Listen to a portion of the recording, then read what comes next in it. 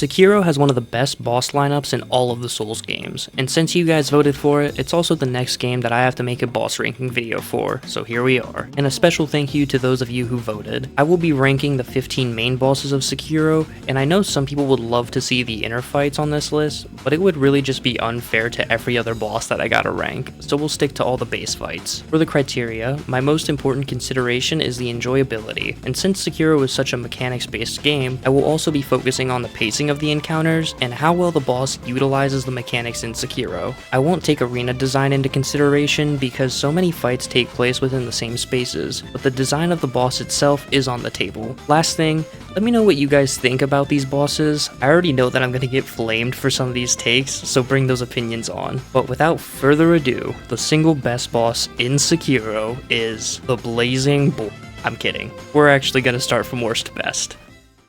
First on the list is the absolute worst boss, or should I say bosses, in Sekiro, the Headless Ape Duo. This is a copy-paste gank version of the Guardian Ape encounter. Now, the Guardian Ape is an amazing boss that we can talk about later, but two of them together is just not it. Sekiro is a game that really demands your full attention on the boss, so you can learn the parry windows and find your opportunities to get some hits in. So why add a fight where there are two very aggressive bosses to focus on? This is a game where the player can be completely in control of the boss encounter by parrying them consistently and always putting pressure on the boss. But you really can't do that here because it's difficult to parry both of them. I usually handle this boss the same way every time. Defeat the first phase, when the second ape appears, use the Mortal Blade on the second one till the stagger bar is full, and eliminate it basically instantly. I don't think players should have to do this in order to have a proper one-on-one, but I'll take it over an actual gank fight. I personally think that this is the only boss in Sekiro that just doesn't belong in the game, which makes sense because it's also the only downright bad boss on this list.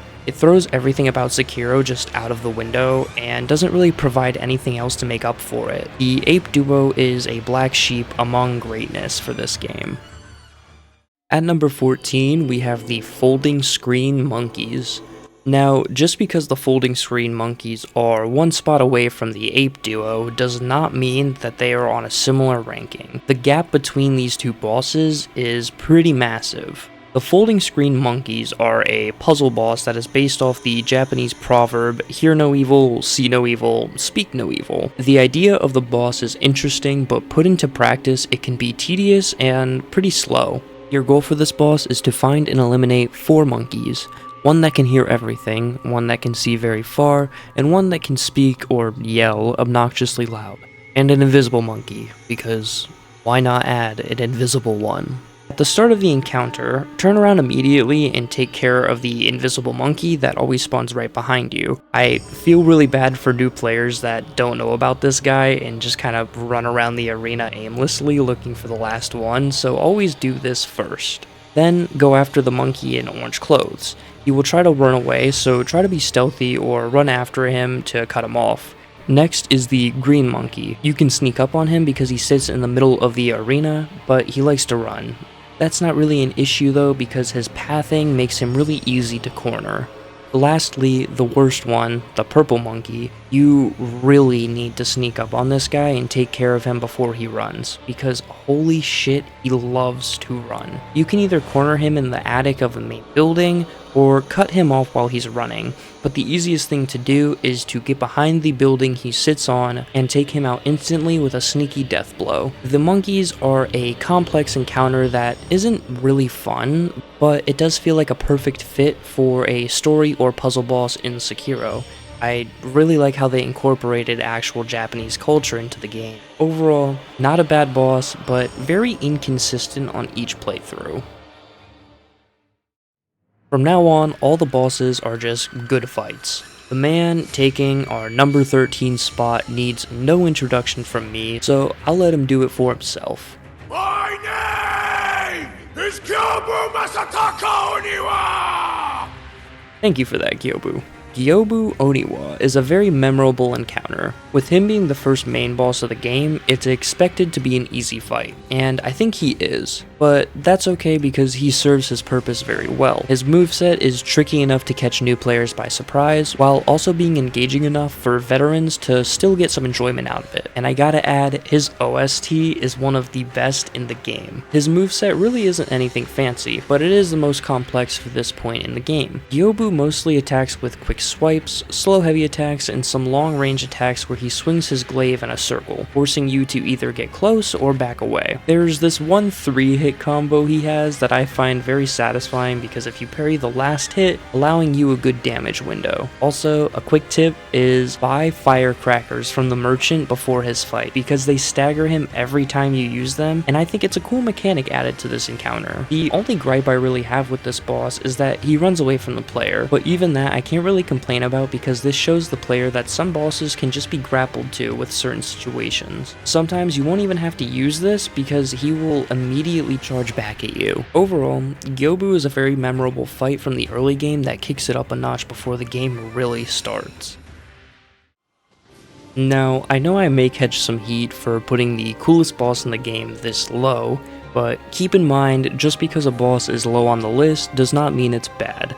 Sekiro is just full of amazing encounters. If I were to rank these bosses on atmosphere and design by themselves, the Divine Dragon would be close, if not number 1. But unfortunately, there isn't a whole lot to talk about when it comes to this boss. The Divine Dragon has a very easy to dodge moveset. You actually don't even need to dodge or parry any of his attacks, you can just run away. This boss is all about running, jumping, and utilizing the lightning reversal mechanic of Sekiro. Lightning reversal is exactly how it sounds. An enemy attacks with lightning, and you can reverse it back to them by jumping, parrying when the lightning connects, and releasing it back at them by hitting your light attack button. I think it's really cool that FromSoft made a boss specifically designed around this mechanic, but I also think there could have been more to this fight. The pacing is awkward at some points because you're kind of just running around until lightning strikes. Even with these complaints, the Divine Dragon is such a cool boss. I can't lie, that fact alone carries this encounter. Overall, the Divine Dragon is a visual masterpiece that is held down by its moveset and pacing. It's a beautiful spectacle that symbolizes the beginning to the end of your journey through Sekiro. At number 11, we have Lady Butterfly. Lady Butterfly is the first boss in the game where the player is incentivized to always remain on the offensive, allowing the player to be in control of the pace. But if you're not being aggressive, then she will be more than happy to fill that role for you. Even though she is very old, Lady Butterfly is one of the faster bosses of Sekiro, constantly lunging at the player with super fast combos if you try and retreat. You have to be in her face the whole fight, constantly swinging and parrying when needed. In my opinion, this is the most enjoyable way to fight a boss in Sekiro. Lady Butterfly utilizes the mechanics of Sekiro in great ways. Flurry attacks can all be parried. Using the shuriken will knock her down out of the air, unblockable attacks can be punished easily, and snap seeds can be used to get rid of all of her summons in phase 2. This might seem overwhelming to new players at first, it definitely was for me on my first playthrough. I actually ended up giving up on her and just coming back when I was way over leveled. But now, I can't help but appreciate the thought out design, especially considering that she is such an early boss with so many mechanics. Also, I have to add, her OST is really good. The summons can be a bit of a nuisance if you don't have any snap seeds for phase 2, but they die super quickly, and if you decide to just leave them, then they will die anyway, because Lady Butterfly will turn them into a shit ton of projectiles that you can just dodge. It's kinda crazy to me that we've only talked about 4 bosses before Lady Butterfly. It really just goes to show how the later bosses are just masterpieces. Overall, Lady Butterfly is a great boss, and the first boss on that list that has a really good flow to it, making it even more enjoyable. Number 10, the Corrupted Monk. I absolutely love the Corrupted Monk, and it pains me because I can't really go into the moveset for this boss just yet. This is a preamble to the true Corrupted Monk, which, spoiler, is much higher on this list. So I will save the specifics of the boss fight for True Monk. The Corrupted Monk is a unique boss in Sekiro. The main goal of this fight is to whittle down their health, because if not, their posture bar will almost immediately go back to 0. Once the health bar is around half, then you can really start to focus effort on parrying, and this is such a good fight to parry against. If you're not a big fan of having to get the health low, then just bring 3 snap seeds. It skips that part because it chunks so much of her HP when using each seed, and you can only use 3 at max. I promise you that I will go into more detail about the monk when the later variant is presented on the list, but for now, you're gonna have to trust me with this placement with the little information given. Number 9 is Great Shinobi Owl. Shinobi Owl is a fantastic boss, and the first boss on this list that falls under the get good category of bosses. What I mean by this is you're going to have to learn his moveset if you want to win, which is a theme you'll see with almost every other boss we have yet to talk about. So, if you couldn't tell by that, I love bosses that force you to memorize and sort of master how to handle everything that they can throw your way. Shinobi Owl has a complex moveset that is reactable and enjoyable. At least that is the case for every attack besides 2 of them. The first one isn't horrible by itself. Owl will toss a charm at you, and if you walk into the fog it produces, then you will lose the ability to heal for a short time. The other move comes out in phase 2. Instead of throwing shurikens at you when he backs off, he will now just cover part of the arena in a lingering poison effect. I really dislike the use of status effects in boss encounters because I feel like it sort of simulates difficulty, but this just sucks when you get hit by the no healing effect while poisoned. I know you could just say, well, just don't get hit by either, forehead, and to that I kindly ask you to fuck right off. Anyway, Shinobi Owl is a great boss that is brought down by 2 small things, but I'll dive more into his combat later because like the Corrupted Monk, this isn't the final time Owl will be on the list. Number 8, Emma the Gentle Blade. Emma is a really good boss that only has one downside to it, but that downside isn't something that could ruin the encounter in any meaningful way. I simply wish that she could have an additional health bar, because this fight is over so quick. I understand why this is the case, because you have to fight her every time you want to challenge Fire Ishin, but still. She's part of the final encounter of the Shura ending, and I think that kind of warrants a longer fight. But personal gripes aside, Emma is a very solid boss. Her moveset is very fluid and not super complex. Her combos are relatively easy to memorize, but they can still catch you off guard because of how fast she can be. One of her combos leaves her completely open to attacks if you manage to parry the 4th hit. You can catch her swords and disarm her momentarily. The rest of her attacks are quick swipes, an awesome grab attack, the undodgeables, thrusting attacks that utilize the Makiri counter, and some charged attacks. Emma is another boss where it's more advantageous for the player to constantly apply pressure to the boss, but she still keeps you on your toes because she can attack at any moment. A little detail I like is when fighting Ishin immediately after, you can really see that he taught Emma how to fight because he will use some of the same attacks that she does. But overall, there aren't any things wrong with Emma's boss encounter. She's a fun and satisfying boss that keeps you engaged while also being a perfect setup for Fire Ishin. Number 7, the Demon of Hatred. The Demon of Hatred is probably one of the most divisive encounters in the game, and I'm gonna be completely honest with you guys, I never fought the Demon of Hatred normally before making this video. I absolutely despised this boss because I never gave him a chance, and I would always use the cheese that kinda just makes him run off the map.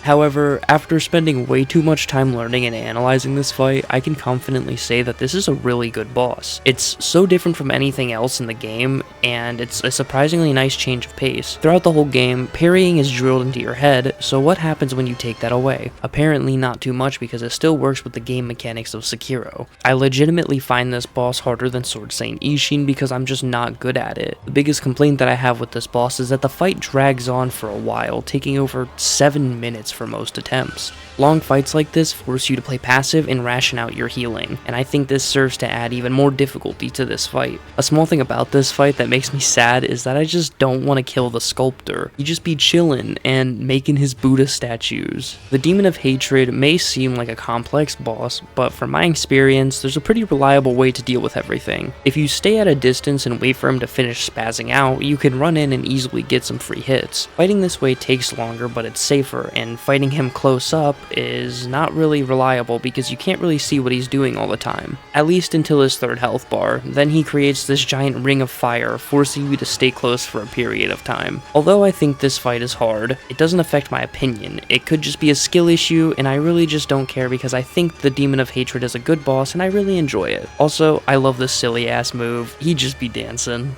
Overall, I'm glad I finally gave the Demon of Hatred a chance because his encounter is super memorable, not only from a gameplay and enjoyability standpoint, but also from the story side of things, which I usually don't even focus on. A divisive boss that deserves more credit than it gets. Number 6, the Guardian Ape. I'm sure a lot of people would disagree with this spot going to the Guardian Ape, and I completely understand that point of view because my first playthrough, this was my least favorite boss in the game. This boss made me give up on Sekiro twice. He was my first major roadblock. Now, I look forward to fighting this boss every time. The juxtaposition between phase 1 and 2 is unparalleled in Sekiro. I don't think a single boss changes this much. Phase 1 is all about the crazy animalistic combos. He'll throw his entire body at you, roll around on the floor, throw his actual shit at you, slam you to death with grab attacks, and the rest are just quick combos with his claws. Most of the bosses in Sekiro have this sense of honor to them. Swordsman versus swordsmen, or swordswomen, we don't judge. The Guardian Ape is the furthest thing from an honorable fight, but it does kind of lean into that for phase 2. Before phase 2, I have to talk about the fake out because my ass fell for it the first playthrough. Once you take his head off in phase 1, the message Shinobi Execution appears, signifying that the fight is over and you finally won. The Guardian Ape lays motionless on the floor for about 13 seconds, making you think that the fight is actually over, only to scare the hell out of you, get up, and start whooping your ass even more. The first time this happened to me, I died immediately because I put my controller down and walked away because I was finally done with this roadblock of the Guardian Ape, only for me to come back and see that I died and this asshole was still alive, prompting me to give up and just delete the game for a second time. I find that so funny, and that memory alone puts him higher on my list. Continuing though, phase 2 is a lot easier to me. It's all about parrying. He'll now wield a sword in one hand and his severed head in the other. The head is used for large AoE attacks that inflict you with terror, or for my Dark Souls enjoyers, it's Curse. Also, there's this very satisfying sound when you parry the last hit of all his combos. Overall, the Guardian Ape is one of the most memorable bosses in the game, and a joy to fight when I get on Sekiro. A great boss that I'm sure many disagree with. These top 5 bosses are on a completely different level from the previous encounters. These are all amazing or perfect bosses, and it's really hard to pick where they fall on my list. So bear with me because the yapping is just beginning. Number 5, Isshin Ashina, otherwise known as Fire Isshin. You fight him in the Shura ending, and it's one of the most brutal fights of the game. He's really nothing like the calm, collected Sword Saint from his other ending. This guy is just really pissed off, and it shows in how aggressive his fight is. He doesn't waste time at all. The second he's out, he's swinging at you. His first phase is mostly quick combos and perilous attacks. He's got thrusts that are perfect for Makiri counters, sweeps that you can jump on, and a nasty grab attack that can chunk your health bar if you're not ready for it. Phase 2 turns things up a notch when he lights his sword on fire. Suddenly, his swings have more reach, he starts leaving fire across the arena, and he adds some really flashy moves. These moves aren't just flashy though. You can't just deflect them like the first phase. Instead, you have to find the right direction to dodge and punish afterwards. Also, just look at how cool this one attack is. Ignore my ass getting slammed by it though. The best way to handle this fight is to stay in his face. Backing off gives him way too much space, and his posture recovers way too fast if you don't chip away his health down first. You stay aggressive, deflect his combos, and punish the perilous attacks. The fight has a really nice flow to it.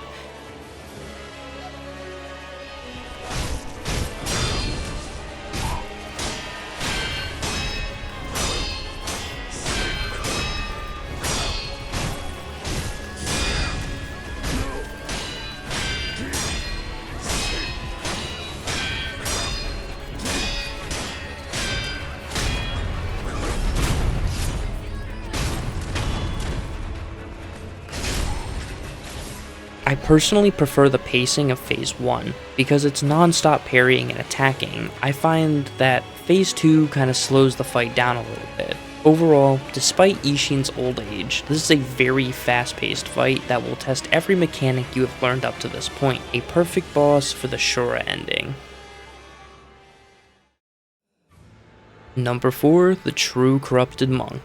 The True Corrupted Monk is a boss that I don't see enough people talking about. This is the version of the monk that really delivers on what the Illusionary Monk started at number 10 on this list. Instead of a one-hit death blow, you're locked into a full 3-phase fight on the Fountainhead Palace Bridge. And it's just incredible from start to finish. The first phase really sets the pace for the fight, with long sweeping staff combos that look overwhelming but are actually very fun to parry once you get the rhythm down. Her moveset is huge, but it's not cheap. Every swing has a clear window to deflect. She also throws in perilous thrusts and sweeps to mix things up, which keeps you moving between Makiri counters and jump attacks. Phase 2 is really different, and I personally always just skip it. She will start to summon clones, and I really dislike gank fights, so just grapple onto the tree immediately after Phase 1 and jump down on her in the middle of the bridge to take out her entire second phase health bar instantly.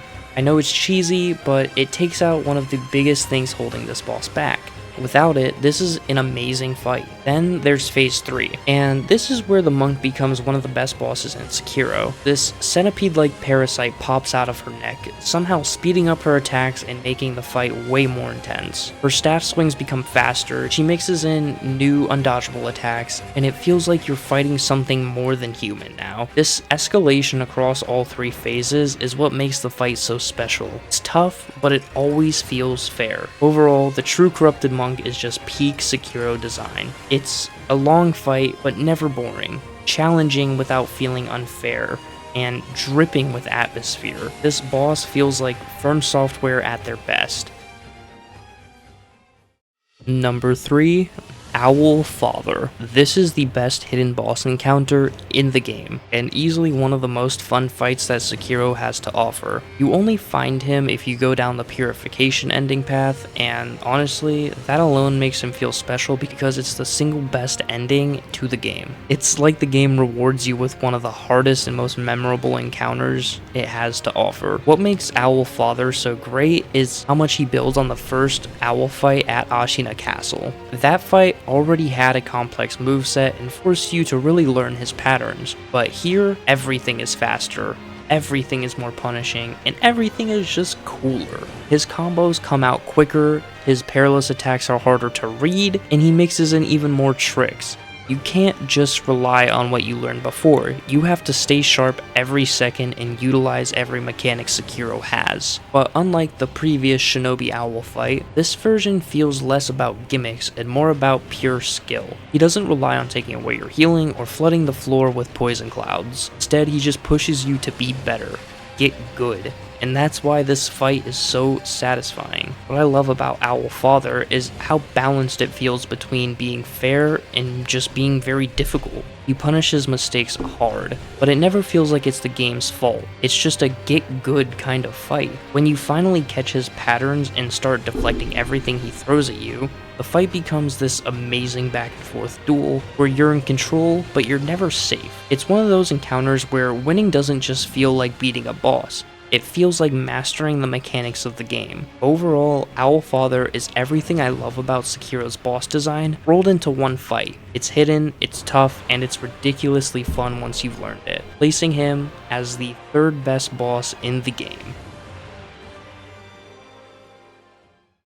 Genichiro Ashina is my 2nd favorite boss in all of Sekiro, and I know some people might think that's too high, but for me, this fight is about as close to perfect as it gets without being perfect, and that is reserved for our number 1 spot. He's your first true brick wall in the game, the point where you either learn how Sekiro is meant to be played, or you put the controller down, and honestly, that's why I love this encounter so much. The fight itself is a complete package of what makes Sekiro so unique. Genichiro has fast combos combos that force you to get comfortable with deflecting, perilous thrusts that demand you to use the Makiri counter, sweeps that make you practice the jump counters, and ranged bow attacks that remind you that spacing matters too. Nothing in his arsenal feels unfair. It just pushes you to use every tool that the game has to offer up to this point. In my eyes, he really is the tutorial for Sekiro, because once you're able to beat Genichiro, you have the potential to beat any other boss in the game. What makes Genichiro stand out even more is how aggressive he is. If you back off, he shoots arrows. If you try to play too passive, he rushes you down with huge combos. He doesn't let you breathe, and that's exactly what teaches you the game's most important lesson. Sekiro is not about running away. It's about staying in your opponent's face and keeping up the pressure. It's a fight where the game demands you engage with its mechanics head on, and the result is one of the most rewarding learning curves in all of FromSoft's bosses. And of course, there's the transition into his Way of Tomoe phase. The first time you beat him and you think it's over, only for him to rise up and start using lightning attacks, is just such an iconic moment. Lightning reversal is one of the coolest mechanics in the entire game, and introducing it here makes the fight unforgettable. Overall, Genichiro Ashina is Sekiro's ultimate test of fundamentals. He teaches you how to play the game, he forces you to commit to the systems, and he is insanely fun to master. That's why he's my number 2, not just because he's a great fight, but because he alone represents the learning curve for Sekiro. I'm sure most of you saw this coming, but the number 1 boss in Sekiro is Isshin the Sword Saint. This fight is the culmination of everything the game has been teaching you from the very start to the very end. It's the ultimate test of skill, not just in Sekiro, but honestly in most of FromSoft's games. Every mechanic, every lesson, every struggle you've had up until this point comes together into this one encounter, and the result is a boss fight that feels truly perfect. Isshin is crazy complex, but that's what makes him so satisfying. Each phase layers new attacks and mechanics on top of what you already know. His first phase is pure swordsmanship. Fast combos, thrusts, sweeps, all with the kind of pressure that forces you to stay on point. Then he brings out the spear and an actual gun, giving him long reach and tricky ranged pressure. And finally, the lightning phase ties it all together, demanding that you master lightning reversal in the most cinematic way possible. It's not just a boss fight, it's a full showcase of everything in the game. What makes this fight so brilliant is how it never lets you fall back on bad habits. You can't run away and you can't rely on gimmicks. If you hesitate even for a second, Isshin himself sums it up the best. Hesitation is defeat. And he means it. If you lose focus, you're dead. But if you stay locked in and meet him blow for blow, the fight feels like a perfect duel. Every deflect feels earned, every attack landed feels deserved, and the final death blow is one of the most rewarding moments I've ever felt in a video game, ever. To me, Sword Saint Isshin is the perfected version of Genichiro. Where Genichiro teaches you how to play, Isshin makes sure that you've mastered every mechanic. That's why I hold both of them so highly, and why Isshin sits at the very top of this list. He's the kind of boss that doesn't just cap off the game, he defines it. Overall, Isshin the Sword Saint is an absolute masterpiece. It's complex, demanding, cinematic, and endlessly satisfying. There's really no other feeling like overcoming this fight for the first time, and that's why it's my favorite boss not only in Sekiro, but one of my favorites in all of FromSoft's games.